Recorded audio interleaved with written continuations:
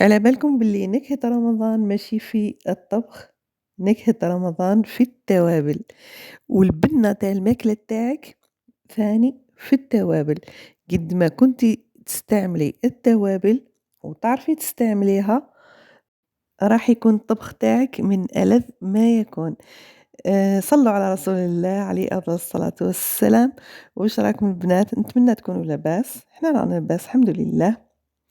شوفوا البنات شريت التوابل تاع رمضان، الحوايج اللي نحتاجهم وجيت صوّرت معاكم، بالك وحدة فيكم تنسى حاجة والّا نفكّرها لهنا في هذا الفيديو. شريت 2 كيلو تاع الفريك وهذيك الججلانية، آمم، الدشيشة اللي لازم شوفي ما تنسايهاش لازم كي تروحي شري دشيشة. علاه؟ الجاري تاعك شوفي ديري فيه فنجال تاع فريك ونص فنجال تاع دشيشة ورجعي لي الخبر كفاه راح يجيك. الدشيشة اللي هي المرمز، كاين اللي يقولوا لها المرمز، كاين اللي يقولوا لها الدشيشة. المهم شوفي كي ترافقيها مع الجاري تاعك راح يقولي لي كيفاه جاك، راح يجيك بنين ما نحكيلكش. شريت الفلفل الأحمر الحار، الفلفل الأحمر الحلو، شريت توابل الدجاج، شريت الكزبر، شريت راس الحانوت، الفلفل الكحل، السينوج. وهنا أنا اللي نسيت ما جبتش الكمون. الكمون علاه أنا نشتي ندير زيغبة في حاجة هاكا لحم راح نروطيه ولا دجاج راح نروطيه، جربي زيدي له شوية تاع كمون. عندي بصح بغيتو جديد، شتي توابل قد ما يكونوا جدد قد ما تكون ريحتهم مليحة. كزبر طبعًا ما نساوهش لازم يكون، قُلت لك قد ما يكونوا جدد قد ما تكون ريحتهم مليحة. قُلت لكم هنا نسيت الكمون، القرفة عندي من قبل، ال الكركم عندي، وش هو الكمون اللي نسيتو، كي نزيد نخرج نزيد نجيبو. هاذو هُما الحوايج اللي نحتاجهم أنا في رمضان. هاذو لي زيبيس مع عين بقرة والزبيب جاوني ب450. ونجي لهنا الحوايج تاع الطاجين، شريت عين بقرة. عين بقرة شوفي من الأفضل تشري تاع الخارج، شوفي تاعنا تاع الجزاير راهي تتحل في الطاجين وترجعه كيما نقولوا اللون تاعو يولي كحل. شريت الزبيب، شريت الجوز، وشريت اللوز مرحي. هذا اللوز هذا راح ندير بهم شبح الصفرا هو والجوز. كيما هاد الكمية تخرج لي فايت ل20 حبة، فايت، تسما ندير قريب 20 حبة جوز و20 حبة تاع لوز وبزايد علينا. الأخرين هاذيك الكيوي والبنان والفراز والأناناس ما عنديش فيهم، جبتهم خطرة جربتهم ما عجبونيش. ندير سما تاعنا تاع بكري كيما نديرو الطاجين بكري، عين بقرة والزبيب والمشماش و وشبح الصفرا، نلوح فيه حبة تاع شبح الصفرا ونبينا وصلينا عليه. وهنا هذا التمر 3 بوايط هاذو الحق ما شريتهمش، هذا جابه لنا راجل أختي جاب لنا 3 بوايط، شوفوا كيفاه يهبل واحد التمر معسل يسخّف. وكيما على بالنا كامل نحتاجو التمر في رمضان لأنه كنز صحي. أول حاجة يعوّض السكر في الجسم بعد الصيام، يمد الطاقة للجسم، يعاون الهضم، غني بالألياف، يحارب الإمساك، فيه معادن كيما البوتاسيوم اللي تنظم ضربات القلب، والتمر يقوي المناعة ثاني ويحسّس بالشبع. ونشري ثاني هاد الغرس نحتاجو هاد الأيامات، بغيت ندير بيه المقرود تاع الزلابجي هذاك نجربو تراه. شريته منقي ومرحي ونظيف، شريته 35,000. ونروحو ثاني للحاجة اللي ما نستغناوش عليها هي الزبدة، هذه الزبدة تاع اللبن، شريتها في ساشيات وحطيتها في هاذو لي بواط، حطيت شوية في الكبيرة وحطيت شوية في الصغيرة، كي نحتاج نجبد نحطهم في الكونجيلاتور.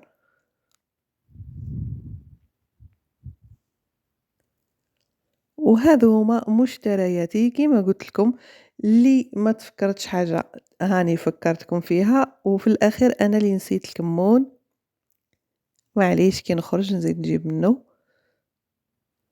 شوفوا أنا بريسك هاذو هُما الحوايج اللي نحتاجهم، وهاذو هُما التوابل اللي نحتاجهم، أكثر من هكا ما نديرش. كاين اللي يداويو بزاف، كاين اللي كل وحدة وكيفاه، كيما المناطق تاع الصحرا يستعملوا الدواوات بزاف، بالك أكثر من هاذو اللي نديروهم حنايا.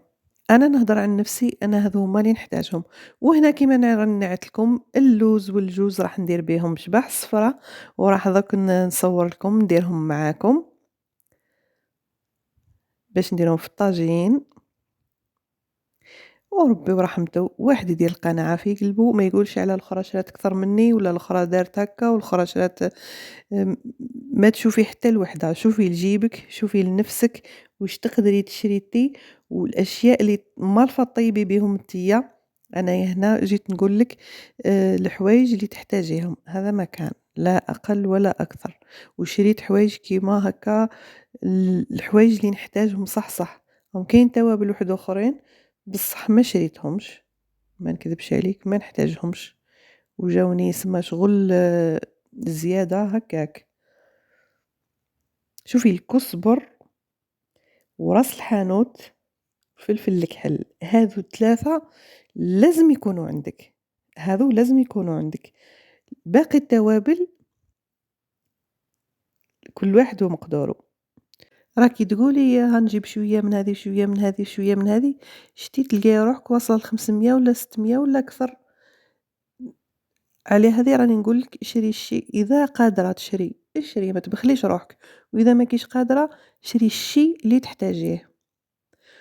وقبل ما نروحوا للوصفة تاع الدجاج البنات، فضلا وليس أمرا، جام كومنتار تفعيل الجرس، ومرحبا بكم اشتراك في القناة.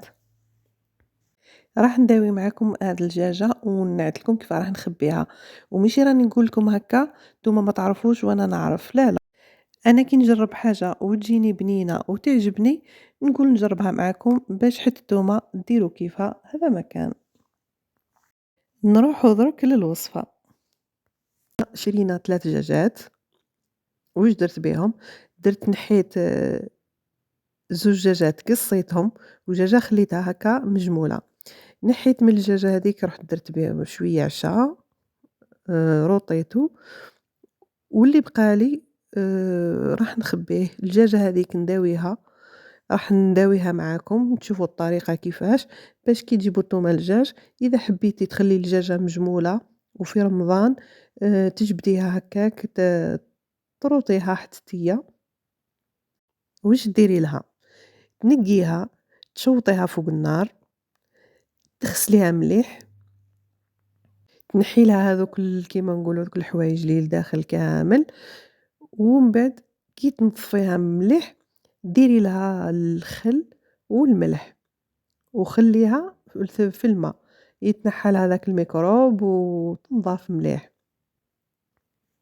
أنا هنا نحيت الصدر وحدو، نحيت الكويس وحدهم، نحيت الجنحين، المهم كيما مالفين تقصوها. قلت لكم طيبت منها، درت الكويس ودرت الجنحين باسكو حنا يشتيو الجنحين والآخر. السكالوب خبيتو والدجاج السكالوب قصيت ودرك نداويه معاكم. والدجاجة هاذيك تاني دركا نداويوها مع بعضنا، تشوفوا كيفاش داويتها وكيفاش خبيتها. هو وكاين عند الجزار ومداوي مغسول خالص، تجيبيها تلوحيها ديريكت في لاكوكوط ولا تلوحيها ديريكت في الكوشة كيما راح طيبيها نتيا. وش هو كيما ديما نقولوا حنايا نحبوا خدمة يدينا. هنا هذو اللي مرسولين نحيتهم درتهم للعشاء، وهذه الدجاجة راح نداويها معاكم. درت الثوم، درت الملح، درت الكزبر، فلفل الكحل، راس الحانوت، الكركم، توابل الدجاج، الفلفل الأحمر الحلو والحار، ودرت ثاني لا موطارد. إذا كانت عندك، إذا ما عندكش تقدري تستغناي عليها. عصرت ثاني حبة قارص ودرت شوية تاع الزيت، وما تنسايش ثاني الدبشة اللي ما نستغناوش عليها في كامل الوصفات تاعنا. هذو هما التوابل اللي راح نتبلو بهم الدجاجة تاعنا. تخلطي كل شي في بعضه وتحطي الدجاجة تاعك في نص الآخر، تقسميها. أنا الدجاجة قسمتها على النص وحطيتها في نص الصينية هذه، وتابليكي عليها هاد الذوبات كامل، دخليهم مليح في الدجاجة هذيك.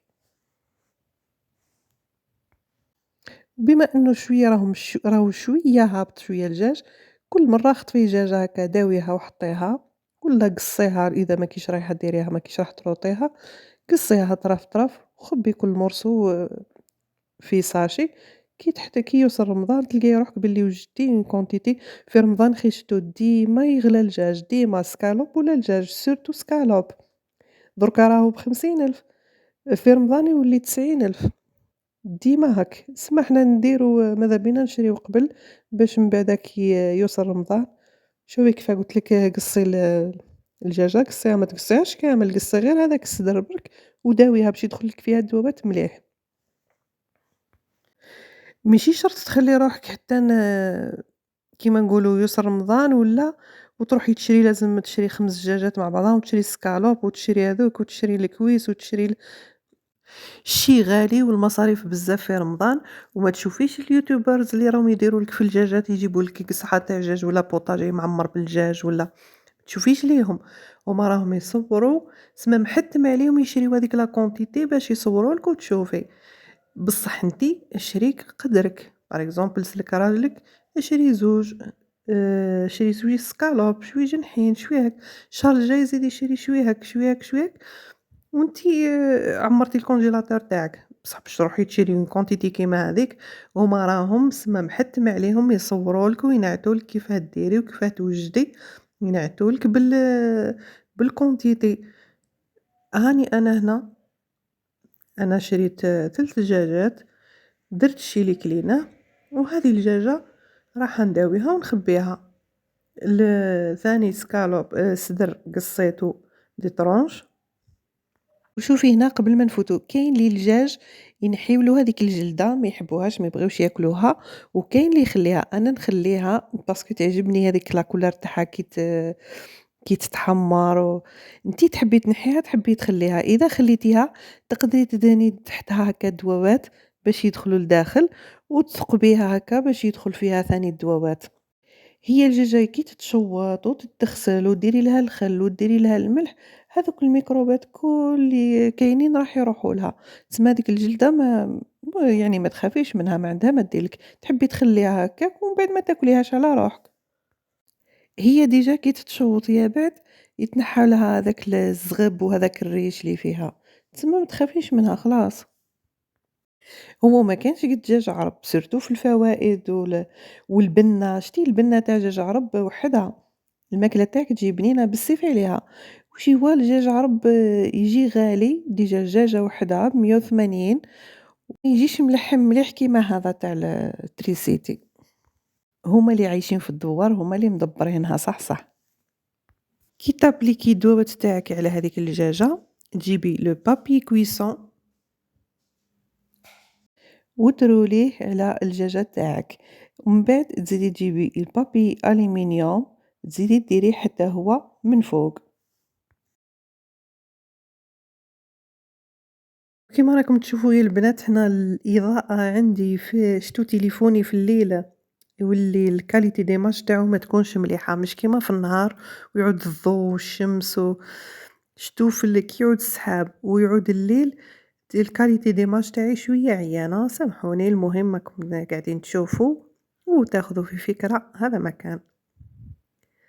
هنا راني قاعدة نديرلو في البابي كويسون بابي ألومنيوم عفوا ومن بعد حطيها في ساشي وإلى الثلاجة كونجيلاتور إذا كليتوها بالصحة والهنا وإذا خبيتوها لرمضان هاي قاعدة لرمضان. وشوفي اختي اللي يكذب عليك اللي يقولك وشي هذا واش راكم تخبيو وتوجدوا تلقايهم شتي والله غير تلقايهم تكوني محصورة في المصروف تلقايهم واجدين تكون ما عندكش الوقت تلقايهم واجدين تجيك حاجة هكا على غفلة ولا تلقايهم واجدين. المهم ما همش في ندامة ما همش في الخسارة وتنقصي على روحك من كل الجوانب. هنا هذاك سكالوب اللي قعد لي هذوك صدورة تاع الدجاج جبت قصيتهم هكا دي مورسو نداويهم يا ندير بيهم كيما نقولوا شاورما نحب نقليهم ندير بيهم لاتورت ندير بيهم مام البوراك المهم تلقاي واش ديري بيهم وبقاو لي ثاني هاذو 2 كويس و2 جنحين حتى هُما داويتهم، إذا نصبت بيهم كاش حاجة راني نصبت بيهم، وإذا ما نصبتش بيهم راني نلقاهم في رمضان نديرهم. وقسميهم كيما هذا راهو بزاف باين بلي بزاف، نقسمو على 2 خطرات ولا 3 خطرات، وإذا عندك هاذوك لي بواط جيتابل ولا لي ساشي تاع كونجيلاسيون خبي فيهم.